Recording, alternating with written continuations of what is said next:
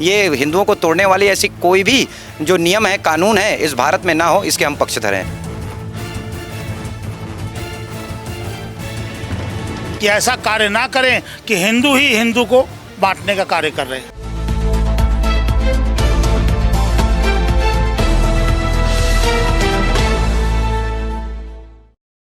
नमस्कार, निशानेबाज में आप सभी का स्वागत है। मैं हूं आपके साथ सिमरन मिश्रा। क्या केंद्र सरकार का इक्विटी रूल समानता के नाम पर असमानता फैला रहा था? क्या यूजीसी ने नियमों की आड़ में संवैधानिक अधिकारों को किनारे कर रखा था? आज देश की सबसे बड़ी अदालत यानी कि सुप्रीम कोर्ट ने इन सवालों पर अपनी मुहर लगा दी। विवादों में घिरे यूजीसी इक्विटी रूल 2026 पर सुप्रीम कोर्ट ने एक बड़ा हथौड़ा चलाते हुए तत्काल प्रभाव से उस पर रोक लगा दी। विशेष रूप से इसके विवादित सेक्शन 3C को लेकर कोर्ट ने सख्त टिप्पणी की है, जिस नियम के कारण पिछले कई दिनों से देश के अलग अलग राज्यों में बवाल मचा था। मंत्रियों ने इस्तीफे की धमकी दी थी और स्वर्ण समाज सड़कों पर था। उस पर कोर्ट ने स्टे ने सरकार को बैकफुट पर ढकेल दिया है। आज हम पड़ताल करेंगे कि आखिर क्यों कोर्ट का कहना पड़ गया कि ये नियम अस्पष्ट है और क्यों विष्णु जैन की दलीलों के आगे यूजीसी को झुकना पड़ा। देश के उच्च शिक्षा संस्थानों में समानता और भेदभाव मिटाने के नाम पर लगाए गए यूजीसी इक्विटी रूल 2026 पर सुप्रीम कोर्ट ने बड़ा फैसला सुनाते हुए तत्काल प्रभाव से रोक लगा दी है। कोर्ट ने न केवल इस नए रेगुलेशन पर स्टे लगाया है, बल्कि 2012 के पुराने नियमों को ही फिलहाल प्रभावी रखने का निर्देश दिया है। इस फैसले के बाद केंद्र सरकार और विश्वविद्यालय अनुदान आयोग यानी कि यूजीसी को तगड़ा झटका लगा है। विवाद की शुरुआत 13 जनवरी का वो काला दिन जब यूजीसी ने promotion of equity in higher education institution regulation 2026 को देश भर में लागू करने की घोषणा की। सरकार का तर्क था कि ये नियम विश्वविद्यालयों में जातिवाद और भेदभाव को खत्म करेंगे, लेकिन जैसे ही इस नियम की बारीकियां सामने आई, देश भर में शिक्षाविदों, स्वर्ण संगठनों और छात्र संघों ने इसे असंवैधानिक करार देते हुए इसके खिलाफ मोर्चा खोल दिया। विवाद की सबसे बड़ी जड़ बनी इस नियम का सेक्शन 3C। इस सेक्शन में भेदभाव यानी कि डिस्क्रिमिनेशन की जो परिभाषा दी गई, उसने पूरे देश में संवैधानिक बहस छेड़ दी। क्या है विवादित सेक्शन 3C? यूजीसी के नए नियमों के सेक्शन 3C में जाति आधारित भेदभाव को परिभाषित करते हुए कहा गया था कि जाति आधारित भेदभाव का मतलब केवल उन सदस्यों के साथ भेदभाव है जो अनुसूचित जाति, अनुसूचित जनजाति और अन्य पिछड़ा वर्ग से ताल्लुक रखते हैं। विरोध का मुख्य कारण याचिकाकर्ताओं और कानूनविदों का तर्क था कि ये परिभाषा बेहद संकीर्ण और भेदभावपूर्ण है। अगर भेदभाव की परिभाषा में केवल SC, ST और OBC को रखा जाएगा, तो क्या सामान्य वर्ग के छात्र के साथ होने वाला भेदभाव की श्रेणी में नहीं आएगा? इसी अस्पष्टता और असमानता को लेकर विवाद सुप्रीम कोर्ट तक जा पहुंचा। सुप्रीम कोर्ट में चुनौती, वकील विष्णु जैन की दलीलें। अधिवक्ता विष्णु जैन के माध्यम से सुप्रीम कोर्ट में एक जनहित याचिका दायर की गई। याचिका में मुख्य रूप से कई बिंदु उठाए गए, जैसे कि मौलिक अधिकारों का हनन। ये नियम संविधान के अनुच्छेद 14 यानी कि समानता का अधिकार, अनुच्छेद 19 यानी कि अभिव्यक्ति की स्वतंत्रता और अनुच्छेद 21 यानी कि जीवन और व्यक्तिगत स्वतंत्रता का उल्लंघन करता है। दूसरा आता है यूजीसी एक्ट के खिलाफ। ये प्रावधान विश्वविद्यालय अनुदान आयोग अधिनियम 1956 के मूल उद्देश्यों के विपरीत है। तीसरा, पक्षपातपूर्ण परिभाषा।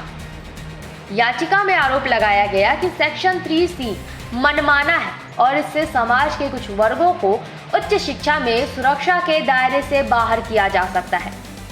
सुनवाई के दौरान वकील विष्णु जैन ने जोरदार दलील दी कि भेदभाव किसी के साथ भी हो सकता है। कानून के नजर में हर नागरिक बराबर है, लेकिन यूजीसी की ये नई परिभाषा समाज को बांटने वाली और समानता की भावना के खिलाफ है। सुप्रीम कोर्ट की सख्त टिप्पणी और स्टे। सुप्रीम कोर्ट ने याचिका पर सुनवाई करते हुए मामले की गंभीरता को समझा।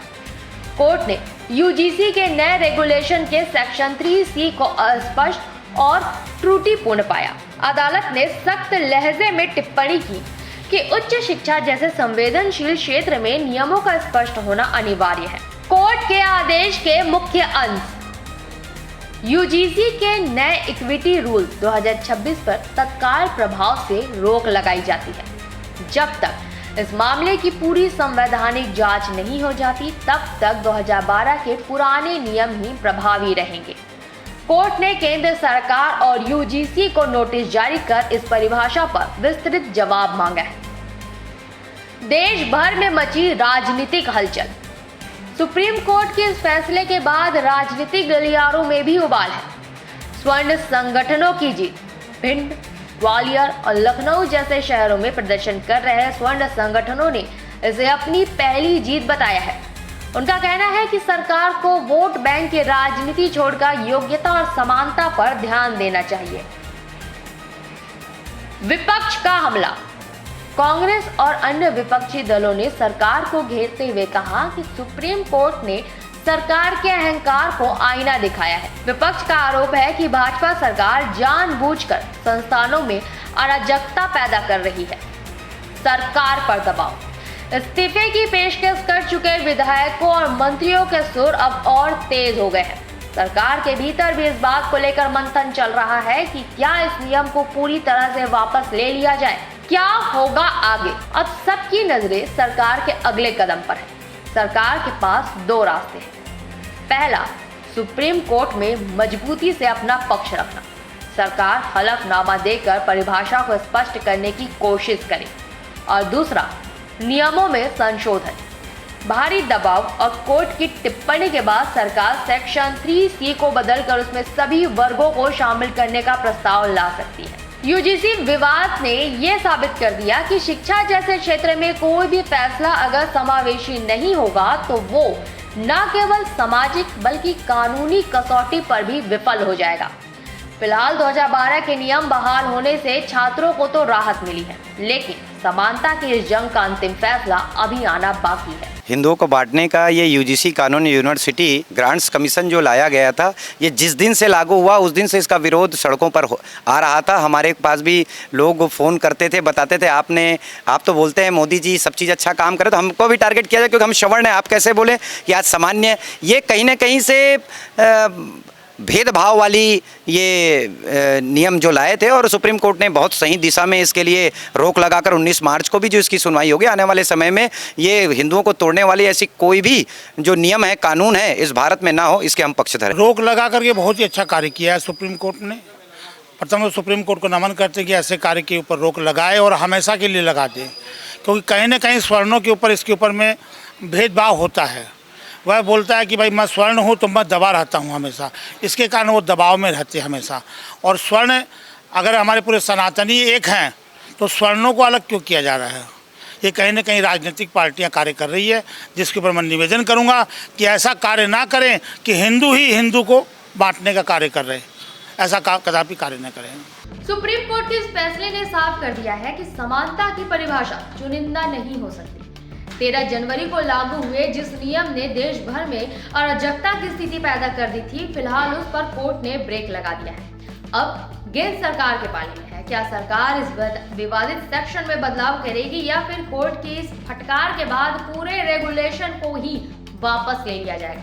लेकिन ये एक सवाल अभी भी बना हुआ है कि आखिर बिना सोचे समझे ऐसे नियम क्यों बनाए जाते हैं जो देश में समानता ताने बाने को खतरे में डाल दे।